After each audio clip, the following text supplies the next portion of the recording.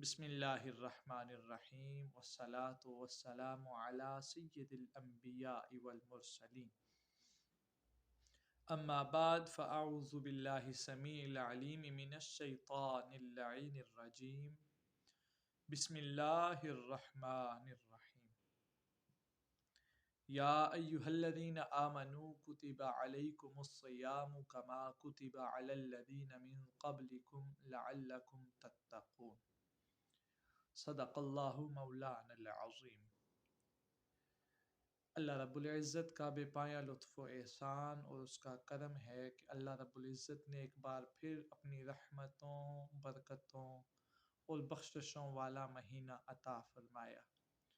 دعا ہے کہ اللہ رب العزت ہمیں اس میں رحمتیں، برکتیں اور بخششیں سمیٹنے کی توفیق عطا فرمائے۔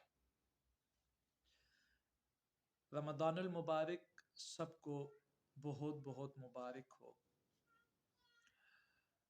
اس سے پہلے ہماری ایک ویڈیو رمضان المبارک کے متعلق اپلوڈ ہو چکی ہے۔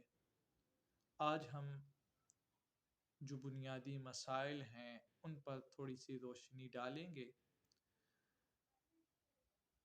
اور یاد رکھیں ہر سال رمضان المبارک میں ہم روزے رکھتے ہیں، عمومی غلطیاں بھی کرتے ہیں، مگر ہمیں پوچھنے کی توفیق نہیں ہوتی۔ اور جب بھی کوئی مسئلہ پوچھا نہ جائے تو یقیناً وہ ایک غلطی اور جس کو ہم غلط العام کہتے ہیں وہ عمومی طور پہ رائج ہو جاتی ہے۔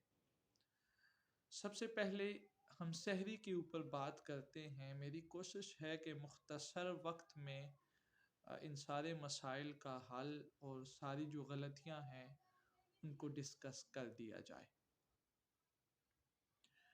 سب سے پہلے ہم سحری کی طرف چلتے ہیں، سحری کے وقت کی طرف۔ سحری کے اوقات کے متعلق ہر ایک شخص اپنی رائے رکھتا ہے، بلکہ یوں کہا جائے کہ ہر ایک شخص اپنی ذات میں مفتی ہے اور اپنا فتویٰ رکھتا ہے، لیکن سیکھنے کی کوشش نہیں کرتا۔ سحری کا جو وقت جو اللہ اور اللہ کے رسول نے رکھا، جس کو صبح صادق کہا جاتا ہے، جب طلوع فجر ہوتی ہے تو اس وقت سحری کا وقت ختم ہو جاتا ہے، اور سحری کا جو وقت ہے جس کو سحور کا وقت کہا جاتا ہے، یہ قبل از فجر ہے، فجر سے پہلے۔ جب ہم فجر سے پہلے بات کرتے ہیں تو فجر کا جو وقت ہے وہ جب روشنی پھوٹنے لگ جائے تو اس وقت سے فجر کا آغاز ہو جاتا ہے۔ ہم نے اپنی سحری کو اذان کے ساتھ جوڑ کے رکھا ہوا ہے، کیونکہ اذان بنیادی طور پہ ہمارے ہاں فجر کے وقت کے آغاز پر اذان دی جاتی ہے۔ تو ایک بخاری شریف کی حدیث طیبہ ہے جس میں حضور اکرم صلی اللہ علیہ وآلہ وسلم کے وقت سحر کے بارے میں پوچھا گیا کہ حضور علیہ الصلاۃ والسلام کب سحری کرتے تھے؟ تو صحابہ کرام نے یہ فرمایا کہ حضور علیہ الصلاۃ والسلام فجر سے قبل سحری کرتے تھے، یعنی فجر طلوع ہونے سے پہلے سحری کرتے تھے۔ سوال ہوا کتنا پہلے کرتے تھے؟ تو جواب آیا کہ 50 آیات پڑھنے کا وقت، یعنی اتنا وقت پہلے کرتے تھے کہ جتنے وقت میں 50 آیات پڑھی جا سکے۔ تو اس سے ایک مسئلہ حل ہو گیا کہ سحری کا جو وقت ہے وہ طلوع فجر سے بھی پہلے ہے۔ آپ کوشش یہ کریں کہ اذان سے بھی پہلے 5 یا 10 منٹ پہلے اپنی سحری کو ختم کر لیں۔ اب دوسری رائے یہ ہے کہ اگر آپ سحری کر رہے ہیں، لیٹ ہو گئے ہیں، اذان ہو جاتی ہے، تو آپ نے کیا کرنا ہے؟ اب اس پہ جو احناف کی رائے ہے، احناف یہ کہتے ہیں اگر ہاتھ میں آپ کا کوئی ایک نوالا ہے یا ہاتھ میں پانی کا گلاس ہے، وہ اتنا آپ لے سکتے ہیں، اس سے زیادہ آپ نہیں لے سکتے۔ لیکن جو بہترین طریقہ ہے، جو اچھا طریقہ ہے، وہ یہ ہے کہ آپ سحری اذان سے 5 یا 10 منٹ پہلے مکمل کر لیں اور اپنی نیت حاضر کر لیں۔ اب نیت کی بات آتی ہے تو روزے کی جو نیت ہے یہ زبان سے کہنا سنت ہے، جو ہم دعا پڑھتے ہیں وَبِصَوْمِ غَدٍ نَوَيْتُ مِنْ شَهْرِ رَمَضَانَ، یہ زبان سے ادا کرنا سنت ہے اور اس کا اجر ہے اور یہ باعث اجر و ثواب ہے۔ لیکن نیت کہتے ہیں دل کے ارادے کو، جب آپ کا ارادہ ہو گیا، آپ کے دل نے ارادہ کر لیا تو آپ کی نیت ہو گئی۔ اور اگر آپ مثال کے طور پہ رات کو آپ ارادہ کر کے سوئے تھے کہ صبح میں نے روزہ رکھنا ہے اور آپ کی آنکھ سحری میں نہیں کھلی، تو آپ نے جس وقت آپ کی آنکھ کھلی ہے اسی وقت سے آپ نے نیت کر کے اپنے روزے کا آغاز کر لینا ہے۔ اس سے آپ کا روزہ ہو جائے گا بغیر کچھ کھائے پیے اگر سحری کا وقت نکل گیا، کیونکہ سحری کا وقت نکل گیا تو آپ کے لیے کھانا پینا حلال نہیں ہے۔ اب ایک شخص جو ہے وہ اٹھتا ہے 10 بجے صبح اٹھتا ہے، تو اس وقت بھی اگر وہ نیت کر لے گا تو اس کا روزہ ہو جائے گا، بصورت یہ کہ وہ رات کو اس ارادے کے ساتھ سویا تھا کہ میں اٹھوں گا تو روزہ رکھوں گا۔ اب اس سے اگلے مسئلے کی طرف چلتے ہیں۔ جب ہم سحری کرتے ہیں، اب مختلف لوگوں کی طرف چلتے ہیں کہ مختلف لوگ کس طریقے سے سحری کریں۔ سب سے پہلے ایک حائضہ عورت کی بات کرتے ہیں، تو حائضہ عورت کے اوپر سب سے پہلی بات یہ ہے کہ روزہ فرض نہیں ہے، وہ اپنے روزے کی قضا کرے گی۔ لیکن سحری کے وقت یا فجر، طلوع فجر سے پہلے وہ پاک ہو جاتی ہے، تو ایسی صورت میں اس کے اوپر روزہ فرض ہے۔ اب اس کا جب وہ پاک ہوئی تو وقت اتنا تھا کہ وہ یا تو سحری کر سکتی تھی یا غسل کر سکتی تھی، تو وہ یہ ہے کہ وہ سحری کر لے اور سحری کرنے کے بعد فوراً بعد میں غسل کر لے، اس کا روزہ ہو جائے گا۔ لیکن اگر وہ پاک طلوع فجر کے بعد ہوتی ہے، 5 منٹ بعد بھی ہوتی ہے، تو اس کے اوپر روزہ فرض نہیں ہے۔ یعنی کہ وقت نکل گیا، طلوع فجر کا وقت نکل گیا تو اس کے اوپر روزہ فرض نہیں ہوگا۔ پھر اس کے بعد ایک اور مسئلہ آتا ہے، حالت جنابت، غسل جنابت، کہ حالت جنابت میں ہیں آپ اور آپ نے غسل جنابت کرنا ہے اور وقت سحری ہے، تو آپ نے کیا کرنا ہے؟ یہ آپ پہلے غسل کریں گے یا پہلے سحری کریں گے؟ تو اگر آپ کے پاس وقت ہے تو آپ پہلے غسل کریں پھر سحری کریں، یہ تو سب سے بہترین طریقہ ہے۔ لیکن اگر آپ کے پاس وقت نہیں ہے، وقت کی قلت ہے، سحری کا وقت نکلا جا رہا ہے، اگر آپ غسل کرتے ہیں تو ایسی صورت میں آپ سے سحری چھوٹنے کا خدشہ ہے، تو آپ نے کیا کرنا ہے؟ پہلے سحری کرنی ہے، سحری کرنے کے بعد آپ نے غسل کر لینا ہے، آپ کا روزہ ہو جائے گا۔ پھر ایک اور سوال آتا ہے کہ کیا ہم کسی دوسرے کی طرف سے روزہ رکھ سکتے ہیں؟ تو فرض روزہ جب اللہ تعالیٰ نے فرمایا یا ایھا الذین آمنوا کتب علیکم الصیام، جب اللہ تعالیٰ نے ہر ایمان والے کے اوپر روزے کو فرض کیا ہے تو اس کا معنی یہ ہے کہ ہر بندے پر روزہ فرض ہے۔ تو فرض ڈیوٹی کو کہتے ہیں، ہر ایک بندے کی اپنی ڈیوٹی ہے اور وہ اپنی ڈیوٹی دے گا، اپنا فرض ادا کرے گا، کسی دوسرے کے بدلے فرض روزہ نہیں رکھا جا سکتا۔ ہوتا یہ ہے کہ ہمارے بہت سارے جو لوگ ہیں وہ یہ کہتے ہیں کہ ہم اپنی جگہ کسی سے روزہ رکھوا لیں گے۔ یہ بڑی ایک بات رائج ہے، خاص طور پہ پنجاب کے چند علاقوں کے اندر یہ سننے میں بات آئی ہے پاکستان میں، کہ وہ لوگ جو وڈیرے ہوتے ہیں، چودھری ہوتے ہیں، وہ کہتے ہیں جی ہم اپنے روزے کسی دوسرے سے رکھوا لیں گے، ہم اس کو پیسے دے دیں گے، وہ ہماری طرف سے روزے رکھ لے گا۔ نہیں، ایسے آپ کسی دوسرے کے فرض روزے نہیں رکھ سکتے، آپ نے اپنے روزے خود رکھنے ہیں۔ اور اگر آپ جان بوجھ کے چھوڑیں گے تو پچھلی ویڈیو میں ہماری بات ہوگی کہ اس پہ کفارہ لازم آئے گا۔ لیکن اگر کسی شرعی عذر کی وجہ سے، شرعی عذر یہ نہیں ہے کہ آپ کو چھوٹی موٹی بیماری ہے، زکام ہو گیا جی تو ہم نے روزہ نہیں رکھنا، نہیں، زکام ہو گیا، بخار ہو گیا، یہ چھوٹی موٹی بیماریوں سے آپ روزہ نہیں چھوڑیں گے۔ روزہ ایسی بیماری میں چھوڑنے کی اجازت ہے، من کان مریضا، جو اللہ تعالیٰ نے فرمایا کہ جو شخص مریض ہے، مریض سے مراد کون سی بیماری؟ ایسی بیماری جس سے اگر وہ روزہ رکھتا ہے تو وہ بیماری بڑھنے کا خدشہ ہے، اگر وہ روزہ رکھتا ہے تو اس کے مرنے کا خدشہ ہے، تو ایسی بیماری میں روزہ معاف ہے کہ وہ روزہ نہ رکھے۔ لیکن عام بیماری جو زکام، بخار، یہ چھوٹی چھوٹی بیماریاں ہیں، تو ایسی بیماریوں پہ روزے کو چھوڑنا گناہ کبیرہ ہے۔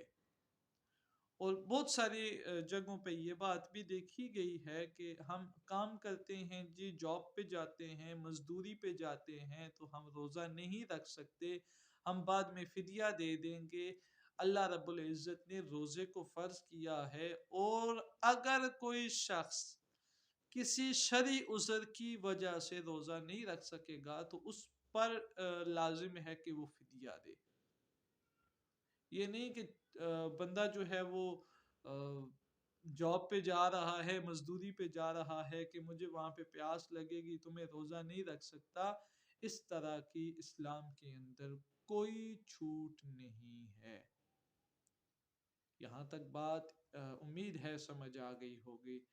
یا جاب والے یہ کہتے ہیں ہم کسی اور سے رکھوا لیں گے، یا مجھے کمزوری ہو جاتی ہے جی، میں روزہ رکھتا ہوں یا رکھتی ہوں تو مجھے کمزوری ہو جاتی ہے، تو روزے کو چھوڑنے کی کسی قسم کی کوئی گنجائش نہیں ہے۔ آپ یہ کہیں اللہ رب العزت نے ضرور یہ فرمایا یرید اللہ بکم الیسر ولا یرید بکم العسر، کہ اللہ تم سے آسانی چاہتا ہے، اللہ تم سے مشکل نہیں چاہتا، مگر اس کا معنی یہ ہے کہ کوئی مجبوری ہو، شرعی عذر ہو۔ جاب پہ جانا کوئی شرعی عذر نہیں ہے، کمزوری آ جائے گی یہ شرعی عذر نہیں ہے، بخار زکام کوئی شرعی عذر نہیں ہے، تو اگر بغیر شرعی عذر کے آپ روزے کو چھوڑیں گے تو آپ پہ کفارہ لازم آئے گا۔ اس کے علاوہ ایک اور سوال یہ بھی آیا تھا کہ اللہ رب العزت نے کہاں تک ہمیں چھوٹ دی ہوئی ہے، تو اس کو میں تھوڑا سا آسان الفاظ میں سمجھا دوں۔ دیکھیں، اللہ رب العزت نے چند چیزوں کو حرام کیا، جیسے اللہ رب العزت نے فرمایا انما حرم علیکم المیتۃ والدم ولحم الخنزیر وما اہل بہ لغیر اللہ، تو یہ جو چند چیزیں اللہ رب العزت نے حرام کی ہیں، ان کو چند جگہوں پر اور چند صورتوں میں اللہ رب العزت نے حلال کیا، جائز کیا۔ وہ صورت کیا ہے کہ جب آپ کی جان پر بنی ہوئی ہو، یعنی کہ اگر آپ یہ محسوس کرتے ہیں کہ اگر میں کچھ نہیں کھاؤں گا تو مر جاؤں گا، تو ایسی صورت میں آپ کے لیے اتنا کھانا جس سے آپ کی جان بچ جائے تو آپ حرام چیز بھی کھا سکتے ہیں، یعنی کہ بھوک لگی ہے تو کھا لیا جائے۔